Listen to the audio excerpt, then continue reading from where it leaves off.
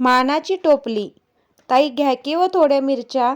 अहो आजी, किती आग्रह तुमचा. नको मला, सांगितलं ना एकदा. सगळ्या लाल झाल्या आहेत बघा. किती शेळ्या आहेत. नको नको, तुम्ही जा बरं आधी इथून. ती आजी काही ऐकायला तयार नव्हती. अहो घ्या व, लई उपकार होतील बघा तुमचं. मानवी तिला कंटाळून, बरं द्या 10 रुपयांच्या.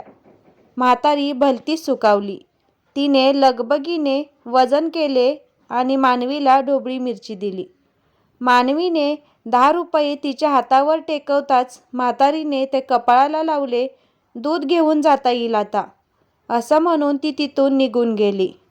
पण मानवी मात्र विचारात पडली होती. असं का बोलली असेल ही आजीबाई. तिच्याकडे दूध घेण्यासाठी 10 रुपये सुद्धा नव्हते. दिवसभर तिचं चित्त थाऱ्यावर नव्हते. सतत तिचं गोष्ट तिच्या मनाला सलत होती. घरातल्या कामात आणि इतरही कशातच तिचं मन लागत नव्हते. रात्र झाली, कुशीची अदलाबदल सुरू होती, पण झोप काही लागत नव्हती. आजीबाईने सोडलेला भुंगा तिचं काळीज पोखरून काढत होता. विचारांच्या कलहात कधी पहाट झाली कळालंच नाही. मानवीचं मन अजूनही खुमखुम करत होतं. तिने पटकन सगळं आवरलं आणि ती आजीबाई जिथे भाजी विकायला बसायची तिथे गेली.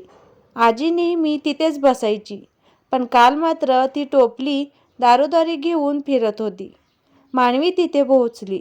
आजीबाई तिथेच बसून भाजी विकत होती. अहो ताई, घ्या की, काय देऊ तुम्हाला. आजी, मला बोलायचं होतं तुमच्याशी. मानवी थोडी भीतभीतच विचारत होती. बोला की. तुम्ही काल असं का म्हणालात दूध घेता येईल. तुमच्याकडे अगदी 10 रुपये सुद्धा नव्हते का. आजी मानवीकडे बारकाईने पाहू लागली. चला माझ्याबरोबर, असं म्हणून आजीने तिची टोपली आवरली आणि निघाली. मानवी ही कुठला प्रश्न न करता तिच्या मागे जाऊ लागली. बरचसं चालल्यानंतर ती आजी एका छोट्याशा घरात शिरली. या ताई, माझं घर आहे. मानवी सुन्न डोक्याने आजीचं सगळं ऐकत होती.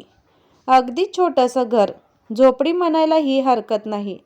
पत्र्याचं घर, त्याला काही बाजूला ताडपत्री गुंडाळलेली, एका बाजूला छोटीशी मोरी, त्यालाच लागून मांडलेली चेमकी भांडी आणि चूल, एका बाजूला एक सिंगल खाट, त्यावर झोपलेली एक मुलगी आणि तिचं लहानगं लेकरू.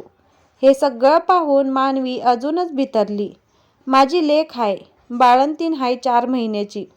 मानवीची नजर आजीच्या मुलीकडेच स्तब्ध झाली होती. अहो बसा ना, असं म्हणत आजीने पाठ पुढे सरकवला. मानवी खाली बसली. चांगलं चुंगलं खायला नाही म्हणून पोरीचं दूध गेलंय. पोराला बाहेरचं दूध लागतंय. मग तिला तिच्या सासरी जाऊ द्या ना. तिथं बाळ बाळंतीण दोघींची काळजी तरी घेतली जाईल. नवऱ्यानं टाकलीये तिला. मानवीचं वाक्य तोडत म्हातारी दबक्या आवाजात म्हणाली. आता मात्र मानवीच्या पायाखालची जमीन सरकली.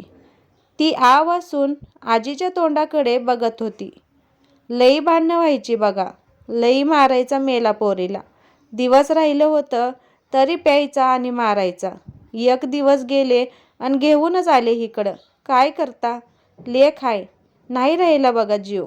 माझ्याकडं तरी काय आहे, पण तसंच शिळपाकं घालीन म्हणलं खायला. त्या मुर्द्याचा मार तर नाही खायला लागायचा म्हणून आले घेऊन. मानवीला काय बोलावं काहीच कळत नव्हतं. ती फक्त आजीबाईचं बोलणं ऐकत होती. इतक्या दिवसात पहिल्यांदा कुणीतरी विचारलं. लई बरं वाटलं बघा, म्हणून चला म्हणलं घरला. मानवीच्या डोळ्यातून पाणी वाहत होतं. तिला कसलीच ती शुद्ध राहिली नव्हती. थोड्या वेळाने स्वतःला सावरत तिने तिच्या पाकिटातून 2000 रुपयांची नोट काढली आणि म्हातारीसमोर धरली. आजी थोडीशी हसत, 2 दिस झालं कोणी बी भाजी घेतली नाही ताई. घरात होते ते बी पैसे संपले होते. भीक मागितली असती तरी बी पोटापुरतं मिळालं असतं की. पण मान इकून शान कमावणाऱ्यातली नाही ही म्हातारी. मानवीचा पैशांचा हात आपोआपच खाली आला. लई वाईट दिस पाहिलेत मी. हे काय नाही त्यापुढं. तुम्ही विचारलं, लई दिसांनी कुणीतरी कामापलीकडलं बोललं. बरं वाटलं लई. माझी भाजी घ्या फकस्त रोज. लई उपकार होतील बघा. तिचं हे बोलणं ऐकून मानवीने आजीला जाऊन घट्ट कवेत घेतलं आणि तिचा अश्रूंचा बांध फुटला. ती त्या आईच्या कुशीत ढसाढसा रडत राहिली. थोड्या वेळाने मानवी स्वतःला सावरत त्या मायेच्या विळख्यातून बाहेर आली आणि काहीही न बोलता तिथून निघून गेली.